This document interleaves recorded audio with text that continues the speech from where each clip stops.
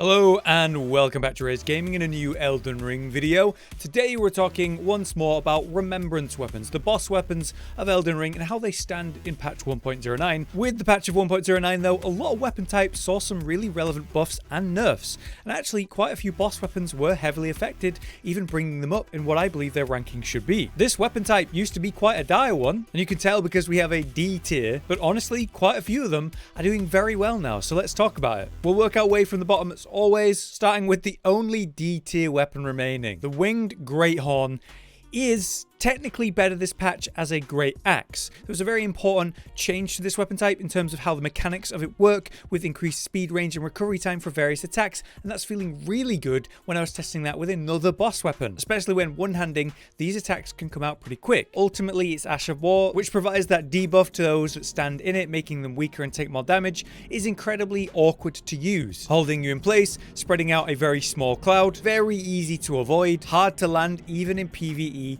in lots of circumstances. Ultimately, I believe this weapon just doesn't have the power that it needs. The Ash of War needs some more relevant love. Perhaps if we could auto-lock and spawn in the cloud on the target or something of that nature, but right now in its current form, it just is clunky and awkward to use. So while this weapon type's better, this weapon stays at the bottom. Moving up a tier from D, finally though, is the wonderful Bastard Star's Flail. This is up to C tier now, and I think it deserves at least that. So weirdly, in 1.08, they actually made flails better in terms of power stance, giving it some very useful improvements there, but they went much further this patch 1.09, increasing the attribute scaling of flails, which does affect this weapon, making it have better scaling, better damage as a whole, but also increases the speed of various attacks, recovery time, and they deal a lot more poise when having it in two-hand. So instead of just having to power stance, if you two-hand one, it's going to have a lot more stagger potential, and that is really relevant in PvP. So now I'm catching people at ranges they simply don't expect, I'm staggering them, which leads to combos and other potential, and the recovery is feeling very smooth,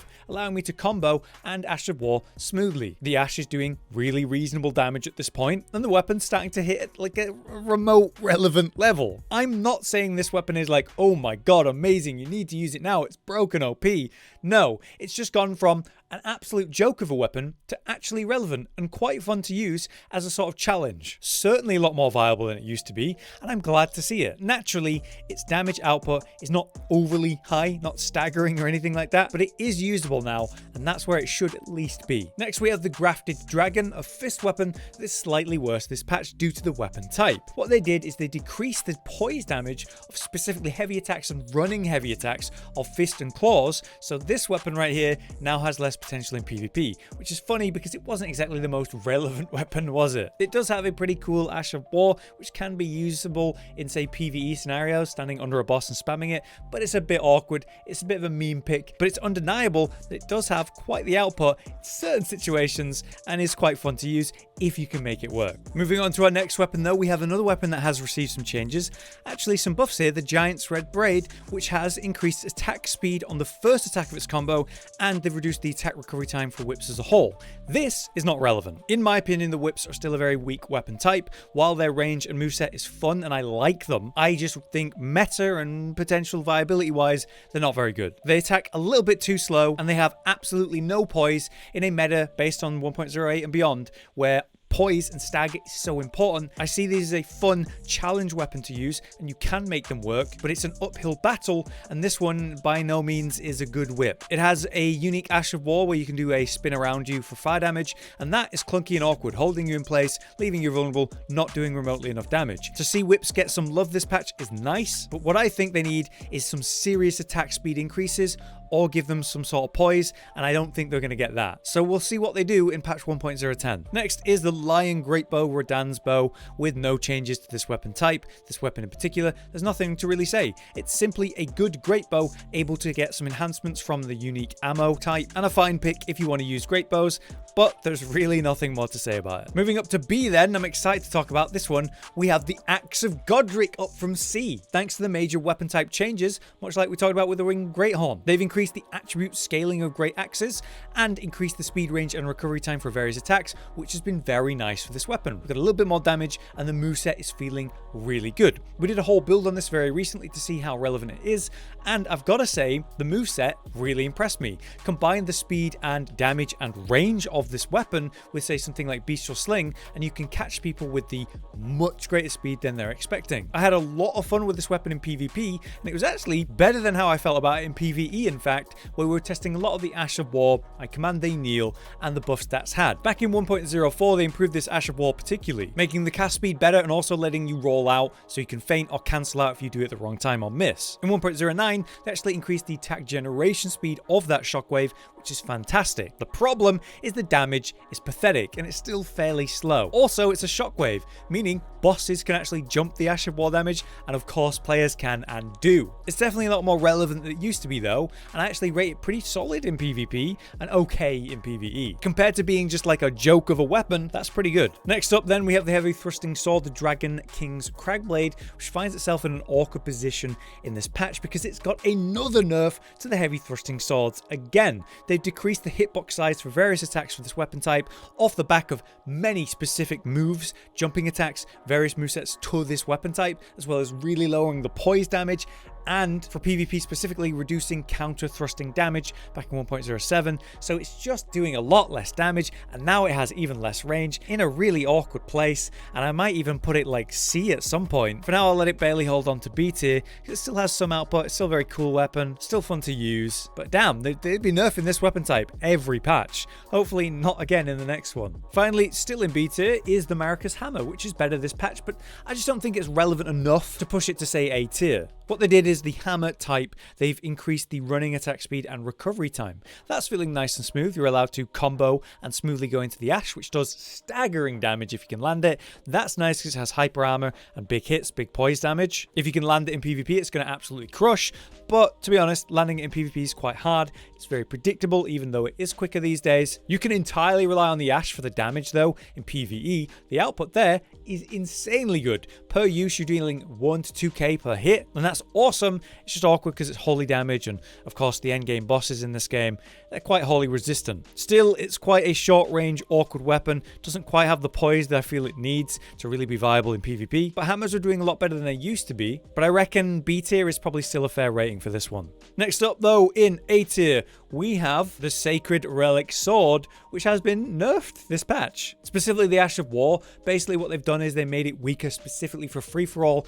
a team deathmatch, where you would be spamming that massive AoE Ash of War to knock people down, deal great damage, do it from long range, and the rune arc was so wide it would just cover basically the entire arena. Very fun for 1.08, but a bit annoying, overly used, so I understand them specifically nerfing that for basically range in PvP where this is relevant. The thing is, in 1.09, great swords actually saw a buff where they increased the speed range and recovery time for various attacks, so they're feeling a lot smoother and more effective. The weapon type is doing great right now, so while this one's had a bit of a knock, it's also had a bit of a boost, so A tier still feels fair. Next up is the Star Scourge Greatswords, which is pretty cool because they had their Ash of War buff this patch. They took the Starcaller Cry and increased the speed of the follow-up attack, that downward slam. Now the first part, the gravity pull-in, is quite useful in PvP, dealing good damage, pulling people in, and pressures them for the follow-up slam. Even though it is faster now, it's still quite predictable and easy to roll in PvP, so I don't rate this as like a boost to its tier. It's just a good weapon with big burst potential, and that burst potential is a bit more consistent now. Actually, better DPS overall in PvE if you're just spamming the Ash because it comes out quicker. Another weapon that's better this patch is the Hand of Melania. There's a slight buff to katanas in which they improved the running attack speed and reduced attack recovery time, so those weapons as a whole are feeling a little bit smoother, especially with the running attack. You can do a running thrust, which feels amazing, has great phantom range, and that being faster is pretty crazy. It's really nice. So this weapon by proxy is slightly better, and it remains an incredible successive attack weapon due to its Ash of War, where you can get big bursts out if you're not interrupted, while you are quite vulnerable in the Ash of War. But yeah, really high DPS weapon, feeling a bit smoother this patch. Lastly in A tier then, we have the Axe of Godfrey, which hasn't had some major changes. There is a note though, where they've increased the scaling to colossal weapons, but it's hard to say with this one because the scaling seemed the same, so it doesn't seem like it's had a real AR boost. This remains in A tier though, thanks to the buffs to Regal Roar and the follow-up hits that come from the heavy attack. The big Regal Roar damage is major, like 1 to 2k per use. You get a Warcry twice so your AR gets boosted up, and then the heavy attack special that does a mini slam and then quick uppercut is incredible, and you can rely on that to do all of your damage and trading in both PvE and PvP. That's what keeps it here. It's a nice high AR, dangerous colossal weapon with good and interesting potential on its Ash of War and the unique heavy. But now we reach the S tier where I'm excited to talk about it. Morgott's Cursed Sword finally makes it to the S tier. After the amazing buffs to the weapon type in this patch and the Ash, it is feeling phenomenal. The weapon type, the Curved Greatsword, has increased speed, range, and recovery time, which is feeling insane. It was already a really long weapon, but increased range now means you're clipping people at ranges that are just insane, and the speed of the attacks means the DPS is better, and also it's feeling a lot smoother. The major thing is actually the recovery time though, allowing for pretty infinite combos. You can do a running light or standing light, then use the Ash of War, interrupt that with a light, Ash of War, light, Ash of War, and it's sort of an infinite, really high pressure combo. And that's feeling great with the Ash of War buff, where they've got better generation speed on the Cursed Blood Slice aspect of it. So you're dashing in quick, and you're attacking suddenly and quickly. The pop of the Cursed Blood, that comes out almost instantly after, and it's actually hitting people now. Combine that with a better speed, recovery, and range, infinite combo, and it's really, really deadly. As a bleed weapon, technically those builds are slightly weaker this patch, and I'll talk more about that in a sec with a different weapon, because it doesn't really affect this one. You're not using this weapon as a particular bleed. The Cursed Blood has other benefits like fire, and the weapon type is great now. Funnily though, they lowered the poise power of that Ash of War in 1.09.1 because it was a little bit too strong, and I guess they noticed it. Alright, let's talk about it. Mowgwin's Sacred Spear. I was considering dropping this one down to A tier. This comes off the nasty nerf to the AoE, which is reduced in range, the Blood Moon Ritual, but still a pretty wide-reaching bleed option. Now, as a great spear, they decreased the hitbox size for its attacks, or various attacks, and that sucks because the range of this weapon is a really big power part of it, and having that reduced does hurt. But the main aspect of the DPS potential of this weapon is the Ash of War and the bleed potential you have there. That was nerfed in 1.09, where they reduced the power of the White Mask and the Lord of Blood Talisman.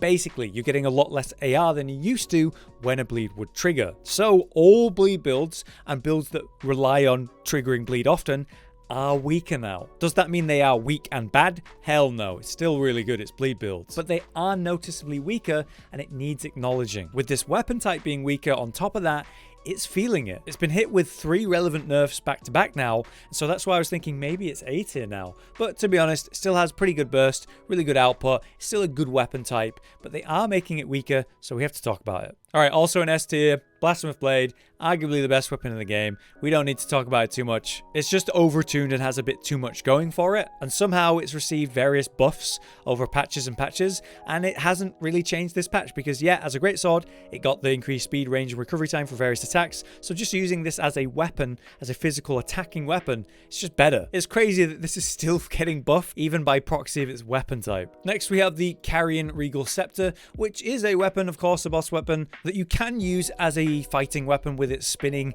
Ash of War, but this mainly comes down to the fact that it has S intelligence scaling and of course boosts your moon sorcery damage, which is very nice. It's a very relevant staff because it's basically the second best pick in the game for most sorcery builds, unless you're willing to go for the increased damage but making things cost more FP route. If not, this is pretty much the best pick. So obviously it's S tier because sorcery builds love this thing. With no changes, we don't need to talk about it beyond that. Finally, the last weapon on the list, Malachev's Black Blade, still in S tier at this point. There haven't been really any major changes to Colossal Swords this patch. They did increase attribute scaling of the type, Colossal Sword weapon type, in the notes, but it's really hard to say if this really saw any benefit from that. Other than that though, it's a Destined Death applier, so 60 seconds now of 10% health reduction and a burst of damage and damage over time when you use it. It's also got hyper armor, and the Ash of War has a triple attack part of it where you spin it around, then slam, then blow up, which is fantastic in PvP. They also walked back the nerf to crouch poke, which is feeling nice and good and usable these days. It's a very cool,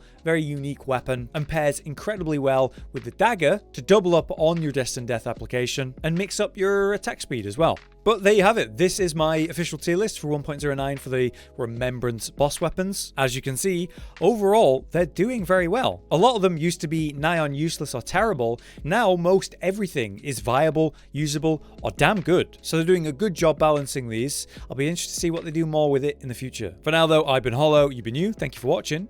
We'll see you in the next one. Josh, Cotton, and Hollow with the videos, dropping the humor like a hammer on your tippy toes, bringing entertainment on a daily arrangement to take our insanity and turn it into entertainment. Yes, I said entertainment twice, to reiterate that it is nice to look into your faces on a mostly daily basis when you let us in your homes to make the whole world a stage. Goodbye.